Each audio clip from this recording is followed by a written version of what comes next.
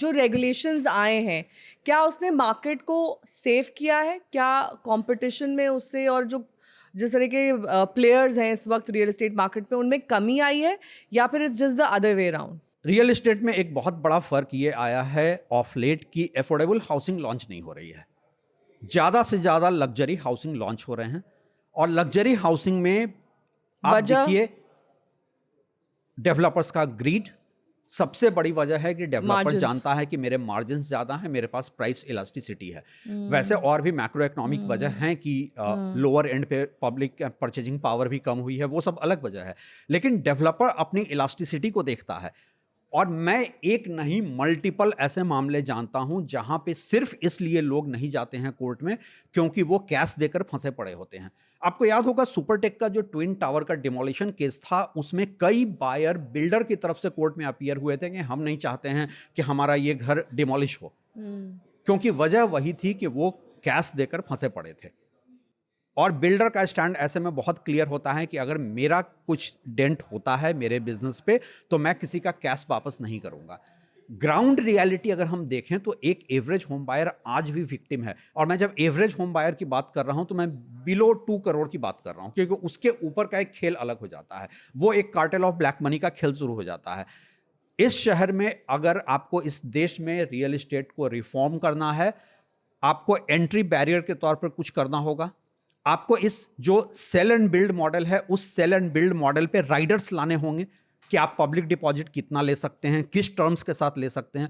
आप एक बात मुझे बताइए कि अगर एक प्रोजेक्ट जब डिफॉल्ट करता है, मामला कोर्ट में जाता है, फिर इंक्वायरी कमेटी बैठती है, फिर सुप्रीम कोर्ट कहता है सीबीआई इन्वेस्टिगेशन होगा, तो एक प्रोजेक्ट को इनिशियल स्टेज से ही डेवलपमेंट एजेंसीज के लोग, जुडिशियल बैकग्राउंड के लोग एक मॉनिटरिंग कमेटी बनाकर शुरू से ही मॉनिटर क्यों नहीं करते हैं, जबकि आप जानते हैं कि बार बार ये मैल प्रैक्टिसेज रिपीट हो रहे हैं इंडिया में। क्योंकि उसमें सबका फायदा है एट एवरी लेवल। एग्जैक्टली।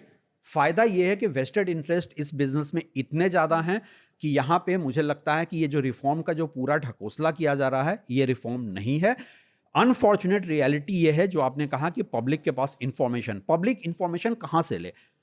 वो जाकर यूट्यूब पे वीडियो देखेंगे, पॉडकास्ट सुनेंगे, अखबारों में कॉलम पढ़ेंगे। आप देखिए उसमें से सब के सब कनेक्टेड पार्टीज हैं, वेस्टेड इंटरेस्ट हैं। तो आप एक बात बताइए, आप एक बायर को बताएंगे कि 27% सेल्स अप है, उसके अंदर तो एक फोमो क्रिएट होगा।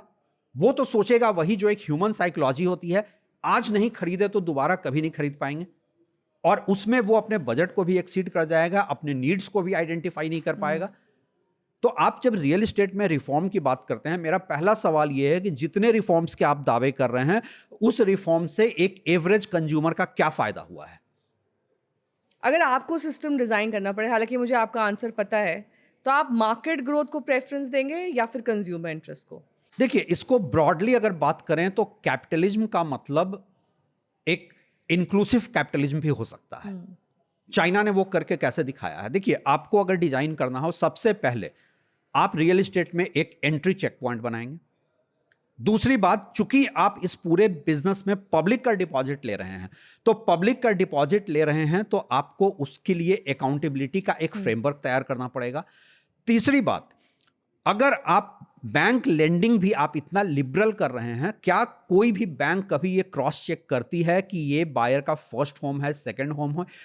आप चाइना मॉडल की तरफ भी कर सकते हैं कि आप फर्स्ट होम कोई खरीद रहा है तो उसके लिए आप जो 80% दे रहे हैं, मैं कहता हूं 90% आप रिलीज कर दें, लेकिन सेकंड होम में आप राइडर्स लेकर आ जाएं। अभी क्या हो रहा है, मैं सेकंड होम खरीदूं, थर्ड होम खरीदूं, मैं जितना, अगर मेरे पास रीपेमेंट कैपेसिटी मैं दिखा सकता हूं बैंक को, तो मैं जितने घर के लिए चाहूंगा मैं लोन लेता चला जाऊंगा। और उसका फायदा यह हो रहा है कि बिल्डर्स अपने ब्लैक इकोनॉमी का एक पूरा डमी नेटवर्क तैयार कर रहा है। आपको सबसे पहले आपको इस बिजनेस को फ्री फॉर ऑल बंद करना होगा। दूसरी बात, जो भी आपको लाइसेंसिंग मिलती है, उस लाइसेंसिंग के साथ एक मॉनिटरिंग कमेटी की जरूरत है जिसमें डेवलपमेंट एजेंसी के लोग हों, लीगल एक्सपर्ट हों। आज की तारीख में क्या है, रेरा कहता है एस्क्रो अकाउंट से आप 70% पैसा रखें। पहली बात ये, आपने अगर बायर से 30% लिया है अपफ्रंट, 70% आपने कहा है कि ऑन पोजीशन, और आप प्रोजेक्ट को डिले करते चले जाते हैं, आप अकाउंटेबल हैं सिर्फ 30% के लिए। दूसरी बात, वो 30% भी आपको निकालने के लिए एक सीए और स्ट्रक्चरल इंजीनियर का सर्टिफिकेट ही तो चाहिए। हम सब जानते हैं इंडिया में सर्टिफिकेट कैसे बनते हैं।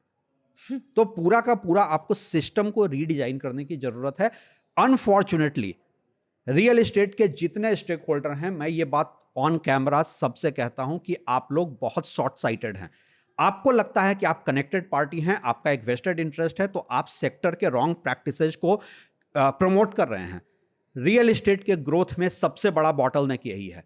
अगर इंडिया में आप रियल एस्टेट रिफॉर्म कर दें, ट्रस्ट मी, ये बिजनेस में इतनी पोटेंशियल है कि जीडीपी में 12 से 15% का कंट्रीब्यूशन हो सकता है। लेकिन आप ये नहीं करना चाह रहे हैं क्योंकि आप सब शॉर्ट साइटेड हैं। आप सब अपने क्लाइंट बिल्डर की तरफ देखकर बात करते हैं।